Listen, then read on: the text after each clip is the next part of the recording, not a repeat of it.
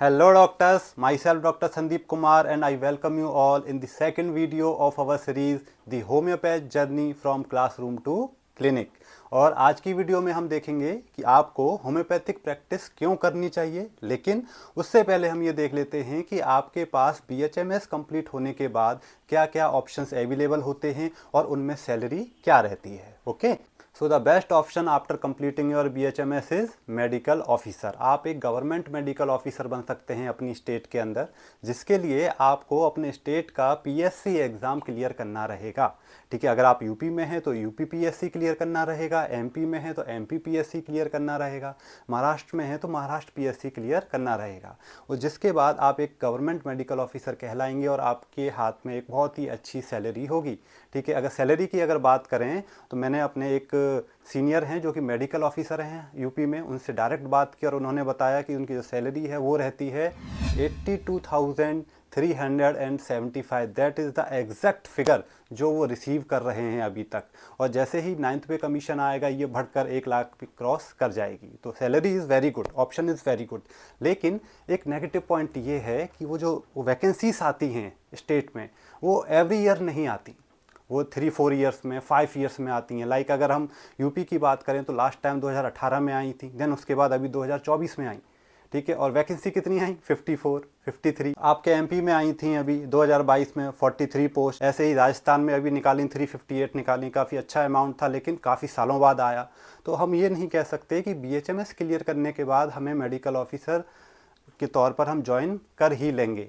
ठीक है, तो इसलिए जब भी आप तैयारी करते रहिए, जैसे ही वैकेंसीज आपके स्टेट में आएंगी आपको एग्ज़ाम देना रहेगा, क्लियर कर लेंगे, वेरी गुड, क्योंकि आप होम्योपैथिक प्रैक्टिस ही कर रहे हैं, आप एक होम्योपैथिक मेडिकल ऑफिसर कहलाएंगे। ठीक है, और आपकी रेस्पेक्ट भी एक होम्योपैथिक डॉक्टर के नाम से की जाएगी। ओके, चलो ये था हमारा फर्स्ट। देन अब बढ़ते हैं second option, that is MD। जैसे ही BHMS क्लियर होता है बच्चा क्या सोचता है कि हम MD कर लेते हैं। बहुत अच्छा ऑप्शन है, करना चाहिए, है ना। लेकिन एक बात ये है कि जो लोग प्रैक्टिस करना चाहते हैं, ठीक है, जो लोग प्रैक्टिस करना चाहते हैं उनके लिए MD करना इज़ लाइक 3 साल बैक हो जाना। क्योंकि अगर आपको प्रैक्टिस करना है तो प्रैक्टिस में आपका जो रिजल्ट है वो मायने रखता है। ठीक है, तो ये मेरी एडवाइस है, बाकी ऑप्शन आपका है कि आप अगर करना चाहें नहीं करना चाहें। क्योंकि अगर आपने MD किया भी तो उसके बाद भी आपको प्रैक्टिस ही करना है, अगर प्रैक्टिस का मूड है तो। ठीक है, लेकिन अगर आप टीचिंग लाइन में जाना चाहते हैं, अदर किसी फील्ड में जाना चाहते हैं तो MD इज मस्ट। ठीक है, आप ज़रूर करिए। ठीक, MD जब आपने एडमिशन लेंगे तो उसके बाद एक बहुत अच्छी चीज़ होती है कि आपको शुरुआत से ही एक अच्छा अमाउंट मिलता है। ठीक है, स्टाइपेंड मिलता है जो कि कुछ कॉलेजेस बहुत अच्छे अमाउंट में देते हैं। लाइक अगर हम बात करें दिल्ली का जो हमारा NHMC दिल्ली है, ठीक है, वो करीब करीब 1 लाख पर मंथ स्टाइपेंड देता है। उसके अलावा लखनऊ का अगर हम बात करें NHMC तो वो भी 80K अराउंड दे देता है। भोपाल की अगर बात करते हैं, यस, भोपाल में मेरे कुछ मित्र हैं, उनसे हमने डायरेक्ट डाटा लिया, ठीक है, कितना उनको स्टाइपेंड मिलता है, तो उन्होंने हमें बताया कि जो MD की फर्स्ट ईयर होती है उसमें उन्होंने रिसीव किया था 47,000, सेकेंड ईयर में 49 एंड द थर्ड ईयर में 51, जो कि अभी रिसेंटली 2-2 हज़ार और बढ़ चुका है। मतलब 50,000 के आसपास आपको पर मंथ मिलता है 3 साल के लिए। क्या बुरी बात है इसमें? ठीक है, 3 साल के लिए आप मेंटली फ्री हो जाते हैं। या फिर जो लोग प्रैक्टिस करना चाहते हैं MD के बाद और फाइनेंशियली वीक हैं तो वो क्या करें कि आप MD में एडमिशन लो, 3 साल आप वहाँ पर सीखो, आप वहाँ पर कलेक्शन करो अपना।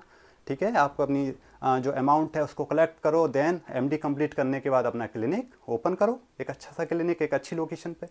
ठीक है, तो ये हो गया हमारा second best option, that is MD कर लिया। अब आपने MD कर लिया ना, MD करने के बाद 2 ऑप्शन होते हैं, अभी हमने बात की। एक होता है प्रैक्टिस करो, सेकंड होता है टीचिंग करो। ठीक है, अब अभी आपने प्रैक्टिस नहीं करनी है, आपको टीचिंग करनी है। अब तो third best option is teaching में चले जाओ। अब टीचिंग में भी क्या होता है, MD कर लिया है, अब आप प्रोफेसर बनोगे। पहले आप असिस्टेंट प्रोफेसर बनोगे, देन प्रोफेसर बनोगे, देन HOD, देन प्रिंसिपल, ये प्रोसेस चलती रहेगी। लेकिन आपकी शुरुआत टीचिंग की कहाँ से होगी? असिस्टेंट प्रोफेसर से। उसके लिए भी हमारी जो स्टेट गवर्नमेंट होती हैं वो टाइम टू टाइम वैकेंसीज़ को निकालती हैं। और अगर आपका गवर्नमेंट कॉलेज में सिलेक्शन नहीं होता है तो आप किसी भी प्राइवेट होम्योपैथिक कॉलेज में पढ़ा सकते हैं। सैलरी की अगर बात करें तो उनकी सैलरी थोड़ी सी कम होती है। अगर नॉर्मल कॉलेज है, छोटा मोटा कॉलेज है, तो वो आपको ज़्यादा से ज़्यादा 20-25 हज़ार पर मंथ दे पाएगा। और अगर बात करें एक अच्छे कॉलेजेस हैं अगर होम्योपैथी के, तो वहाँ पर आपको 60 to 70,000 के अप्रॉक्स सैलरी पे की जाती है। So it is also a good option for you. Then उसके बाद आप क्या कर सकते हो, आप नीट की जो कोचिंग क्लासेस होती हैं उनमें पढ़ा सकते हो। देन आप अपना खुद का एक कोचिंग भी खोल सकते हो। यस, BHMS स्टूडेंट्स को भी आप पढ़ा सकते हो, ऑनलाइन भी पढ़ा सकते हो, ऑफलाइन भी पढ़ा सकते हो। ऑफलाइन पढ़ाने के लिए आपको स्टूडेंट्स को कलेक्ट करना रहेगा। ये उन लोगों के लिए बेटर है जिनके सिटी में ऑलरेडी काफ़ी सारे होम्योपैथिक कॉलेजेस हैं। लाइक अगर हम बात करें भोपाल की, तो भोपाल में 7 कॉलेजेस हैं, ठीक है, 7 कॉलेज सिर्फ भोपाल में हैं। अगर आप वहाँ पर अपना एक कोचिंग सेंटर डालते हैं तो आपके पास एक good amount of students collect हो जाएगा। तो एक ऑप्शन टीचिंग का ये हो गया। देन फोर्थ ऑप्शन पे आते हैं। फोर्थ ऑप्शन की बात करें तो आप एक होम्योपैथिक कंसल्टेंट बन सकते हैं, ठीक है। होम्योपैथिक कंसल्टेंट मतलब क्या, कि आप किसी भी एक बड़ी फर्म के अंदर में, लाइक डॉक्टर बतरास, ठीक है, इनकी फ्रेंचाइजी होती हैं, ये लोग हायर करते हैं BHMS डॉक्टर्स को, ठीक है। आप वहाँ पर अप्लाई कर सकते हैं अगर वहाँ पर वैकेंसीज होती हैं। उसके अलावा अगर कोई बड़ा डॉक्टर है आपके एरिया में, ठीक है, और वो भी क्या करते हैं कि BHMS डॉक्टर्स को हायर करते हैं जो कि पेशेंट का केस टेकिंग करते हैं, ठीक है, उनको एक मैनेजमेंट प्रोवाइड करते हैं और उनके पूरे क्लिनिक को मैनेज करते हैं। तो आप वहाँ पर भी as a homeopathic consultant join कर सकते हैं, ठीक है। सैलरी की अगर बात करें तो सैलरी इनकी 30 to 40,000 रहती है और इतना ही रहता है, ठीक है, इससे ज़्यादा वहाँ पर नहीं मिलती है। अगला ऑप्शन की बात करें तो अगला ऑप्शन है हमारा ड्यूटी डॉक्टर। यस, ये वो चीज़ है जो BHMS स्टूडेंट, ठीक है, BHMS डॉक्टर तो बाद में बनते हैं, लेकिन BHMS स्टूडेंट इस चीज़ को सबसे पहले कॉलेज में जाते ही शुरू कर देते हैं और किसी ना किसी हॉस्पिटल में ज्वाइन कर लेते हैं। सैलरी की बात करें तो यहाँ पर ज़्यादा नहीं, उनको 10-15 हज़ार से शुरुआत होती है। अगर आप थोड़े से ओल्ड हो गए तो आप 20-25 तक पहुँच जाएंगे। अगर आप काफ़ी एक्सपीरियंस्ड और काफ़ी समय से एक ही हॉस्पिटल में रुके हुए हैं तो हो सकता है आपको 40,000 तक मिल जाए। लेकिन प्रॉब्लम ये होती है कि वहाँ पर आप हमेशा एक MBBS डॉक्टर के अंडर में काम कर रहे होते हैं। आपकी वैल्यू जो वहाँ पर नर्सेस हैं, कंपाउंडर हैं, उनसे थोड़ी सी ज़्यादा होती है सिर्फ, ठीक है। तो आपको एक रेस्पेक्ट की कमी हमेशा महसूस होती रहेगी उस हॉस्पिटल में, ठीक। लेकिन अगर आप अपना क्लिनिक ओपन कर रहे हैं तो वहाँ पर पेशेंट आएगा, 1-2 घंटे आपका वेट करेगा, देन आपसे मेडिसिन लेगा और आपको प्रॉपर रेस्पेक्ट भी देगा, ठीक है, आपकी एक वैल्यू रहेगी। लेकिन अगर आप ड्यूटी डॉक्टर के तौर पे काम कर रहे हैं तो वहाँ पर वैल्यू आपकी नहीं रहेगी दोस्तों, ठीक। चलो आगे बढ़ते हैं। हाँ, अगला जो पॉइंट आ रहा है, अगला जो ऑप्शन आ रहा है वो बहुत ही इंपॉर्टेंट है। Yes, that is allopathic practice. आप BHMS क्लियर करो, उसके बाद एलोपैथिक प्रैक्टिस करो। Yes, it is not a option after BHMS, but for some student it is a compulsion, क्योंकि हर एक स्टूडेंट की स्थिति एक जैसी नहीं होती। किसी के ऊपर काफ़ी सारी जिम्मेदारियां हैं, कोई फाइनेंशियली काफ़ी वीक है। तो आप बताइए कि वो अगर होम्योपैथिक प्रैक्टिस करना शुरू करेगा तो कहाँ से वो 1-1.5 साल तक अपना और अपने परिवार को मेंटेन कर पाएगा, कैसे फाइनेंशियल सपोर्ट दे पाएगा। तो वो लोग क्या करते हैं, वो लोग अपना एक एलोपैथिक प्रैक्टिस शुरू कर लेते हैं, जिससे शुरुआत से ही उनको एक अच्छी इनकम मिल सकती है। लेकिन मैं खिलाफ़ नहीं हूँ इस चीज़ के, एलोपैथिक प्रैक्टिस के मैं खिलाफ़ नहीं हूँ। कुछ मजबूरियाँ होती हैं लोगों की जो उन्हें मजबूर कर देती हैं, लेकिन मैं इसके साथ भी नहीं हूँ। जो लोग पॉसिबल है, जिन लोगों के पास सपोर्ट है, जो फाइनेंशियली स्टेबल हैं, वो लोग तो एटलीस्ट होम्योपैथिक प्रैक्टिस करो। नहीं आता है तो आप सीखें, आप मुझसे जुड़ें, बहुत सारे अदर डॉक्टर्स हैं उनसे सीखें जाकर, लेकिन सीखें और एलोपैथिक प्रैक्टिस ना करने की बजाय होम्योपैथिक प्रैक्टिस करें, ठीक है। चलिए, ये चीज़ ऑप्शन हो गया। अब एक्चुअली क्या, ये ऑप्शन तो अच्छा है लेकिन इसमें भी बहुत सारे रिस्क हैं, ठीक है। ये वही व्यक्ति कर सकता है जो कि थोड़ा सा जिगर वाला है, क्योंकि इसमें बहुत सारे केसेस बिगड़ने के चांसेस होते हैं। बहुत सारे इसमें क्या होता है कि रेड वगैरह पड़ती रहती हैं, ठीक है, मेडिकल ऑफिसर कभी भी जांच के लिए आ जाते हैं। तो आप हमेशा एक डर के माहौल में आपको प्रैक्टिस करना पड़ता है, ठीक है। तो आपका बेटर ये रहेगा कि अगर आप फ्री माइंड से प्रैक्टिस करना चाहते हैं तो आप एक होम्योपैथिक प्रैक्टिस करें, ठीक है। आप फ्री माइंड से पूरी ज़िंदगी भर प्रैक्टिस कर पाएंगे। चलो आगे बढ़ते हैं, और आगे आप किसी होम्योपैथिक जो फार्मास्यूटिकल कंपनीज होती हैं उनमें भी ज्वाइन कर सकते हो। उनमें भी टाइम टू टाइम वैकेंसीज निकलती रहती हैं जो कि आपको गूगल पर मिल जाएंगी।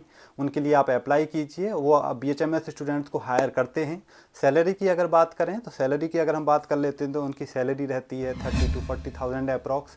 यस, और एलोपैथिक जो क्लिनिक था उसकी सैलरी क्या रहती थी, हमने उस पर बात नहीं की, उस पर भी बात कर लेते हैं। तो उनकी अगर हम बात करें, हमारे एक सीनियर थे जो कि प्रैक्टिस करते थे, एलोपैथिक प्रैक्टिस करते थे। यस, हमने देखा करीब करीब कई सालों से कर रहे थे, वो करीब 8-10 साल हो गई थी, और वो अभी करीब देखा जाए तो 1 लाख पर मंथ कमा लिया करते थे, उससे। लेकिन वो जो हमने दूसरी पॉसिबिलिटीज़ बात की, एक जो वो डर डर के प्रैक्टिस करना, वो एक फैक्टर बना रहता है। इसके अलावा आप CHO भी बन सकते हैं, कम्युनिटी हेल्थ ऑफिसर। ये NHM द्वारा, नेशनल हेल्थ मिशन द्वारा वैकेंसीज रिलीज़ की जाती हैं, जिसके लिए एक एग्ज़ाम होता है, उसको अगर आपने क्लियर कर लिया तो आप CHO कहलाएंगे। सैलरी की अगर बात करें तो इनकी सैलरी ज़्यादा नहीं होती है, 30,000 40,000 के अप्रॉक्स होती है। So it is also a good option for you. Then last में आप MBA कर सकते हो, MHA कर सकते हो, जिसके बाद आप किसी भी हॉस्पिटल एडमिनिस्ट्रेशन में ज्वाइन कर सकते हो, हॉस्पिटल को मैनेज कर सकते हो। वहाँ पर भी जो आपकी सैलरी है वो आपको अच्छी खासी मिल जाती है, 40,000 50,000 के, कोई कंपनीज हैं इससे ज़्यादा भी देती हैं। ठीक है, तो ये आपके पास ऑप्शन थे आफ्टर कंप्लीटिंग योर BHMS, जिसमें आपको सैलरी पे की जा रही थी। लेकिन जब अगर आप होम्योपैथिक प्रैक्टिस कर रहे हैं तो वहाँ पर सैलरी पे नहीं की जाएगी, वहाँ पर आप सैलरी अर्न करोगे। ठीक है, सैलरी नहीं कहेंगे उसे कहेंगे हम इनकम। वहाँ पर आप अर्न करोगे, और कहीं अगर आप जॉब कर रहे हो तो वहाँ पर आपको पे किया जाएगा।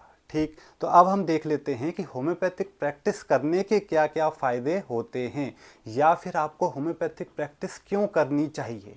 तो सबसे पहला जो कारण आ रहा है वो आ रहा है कि आपने BHMS की है, करेक्ट। ठीक है, आपने BHMS की है, आप एक होम्योपैथिक डॉक्टर हैं, तो आपका फ़र्ज बनता है कि आपको होम्योपैथिक प्रैक्टिस ही करनी चाहिए। ओके, ना कि आपको एलोपैथिक प्रैक्टिस करनी चाहिए या फिर कहीं किसी एलोपैथिक हॉस्पिटल में एज अ ड्यूटी डॉक्टर काम करना चाहिए। ठीक है, आपको होम्योपैथिक प्रैक्टिस ही करनी है। सेकंड थिंग, अगर आप होम्योपैथिक प्रैक्टिस करते हैं तो आप वो सारी चीज़ें अचीव करेंगे जो आप अपनी लाइफ में चाहते हैं, like name, fame, respect, everything you will get when you practice your own pathy. ठीक है, अदरवाइज़ क्या होगा कि आप एक डर के माहौल में रहेंगे, लोग आपको बंगाली डॉक्टर, इंग्लिश में हम क्वैक्स कह देते हैं, ठीक है, वो कह के पुकारेंगे, आपको खुद अच्छा नहीं लगेगा। और दूसरा, जब आप होम्योपैथी कर रहे होते हैं तो एलोपैथिक डॉक्टर भी आपकी रेस्पेक्ट करेंगे। यस, हम मेरे पास काफ़ी सारे एलोपैथिक डॉक्टर्स भी दवाइयाँ लेने आते हैं, ठीक है, जो कि इक्वली रेस्पेक्ट देते हैं जितना मैं उन्हें देता हूं, क्योंकि वो जानते हैं कि he is a homeopathic doctor and I am allopathic doctor. अगर वहीं पर मान लीजिए कि मैं होम्योपैथिक प्रैक्टिस के साथ में कुछ एलोपैथिक दवाइयां भी अपने क्लिनिक पर रखा हुआ हूं, या फिर एलोपैथिक दवाइयां भी पेशेंट को देता हूं, तो आप बताइए क्या वो रेस्पेक्ट करेंगे? नहीं। वो मुझे किस में काउंट करेंगे?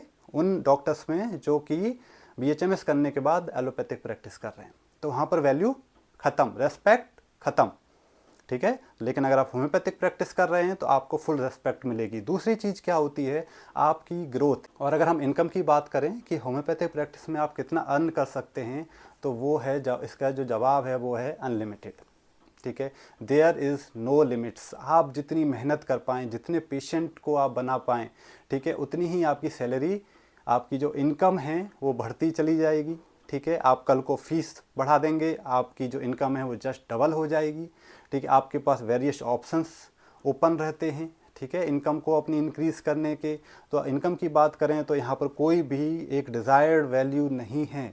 ठीक है, आप जितनी मेहनत करेंगे उतनी आपकी इनकम बढ़ती चली जाएगी। और अगली अगर बात करें तो आप किसी के अंडर में काम नहीं कर रहे होते हैं, आप अपना एक क्लिनिक रन कर रहे हैं, जिसमें टाइमिंग आपके अकॉर्डिंग होगा, वहाँ पर काम करने वाले सभी लोग आपके अकॉर्डिंग रहेंगे, पेशेंट आपके अकॉर्डिंग आएंगे, everything is according to you.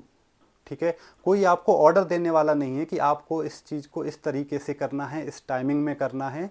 तो आप खुद के मालिक होंगे, सबसे बड़ी चीज़ ये होती है। ठीक है, आप अपनी लाइफ को अच्छे तरीके से जी पाएंगे। हाँ, कुछ नेगेटिव फैक्टर भी हैं प्रैक्टिस के, वो ये है कि थोड़ा सा टाइम लगता है, आपको पेशेंस रखना पड़ेगा, then only you will be achieve what you want. ठीक है, बट अगर आपने पेशेंस रख लिया कुछ समय तक, ज़्यादा नहीं, 1 या 2 साल, तो आपकी जो लाइफ है वो काफ़ी बेटर होती है एज़ कम्पेयर टू अदर्स जो कि एलोपैथिक प्रैक्टिस कर रहे हैं। फाइनेंशियल कंडीशन की हमने अभी बात की, तो अगर हम कंपेयर करें as compare to medical officers and all, तो वहाँ उनसे आप कई गुना ज़्यादा ही कमाएंगे। ठीक है, हो सकता है एक शुरुआत में ना कमाएं, लेकिन कुछ आने वाले सालों में आप उनसे कई गुना ज़्यादा कमा रहे होंगे। जो भी फील्ड हमने देखे, चाहे हमने मेडिकल ऑफिसर देखा, चाहे हमने प्रोफेसर देखा, MD देखा, कोई भी ऑप्शन देखा, उन सब से ज़्यादा आप एट द एंड कमा रहे होंगे। ठीक है। तो मेरे ख्याल से अब मुझे लगता है कि आप लोगों का मन बन गया होगा कि होम्योपैथिक प्रैक्टिस करना चाहिए। तो अगले आने वाली वीडियोस में हम स्टेप बाय स्टेप देखेंगे कि कैसे आपको क्लिनिक को सेट करना है, प्रमोशन, एवरीथिंग हम लाइन टू लाइन देखते चले जाएंगे। So we continue with us, see you in the next video.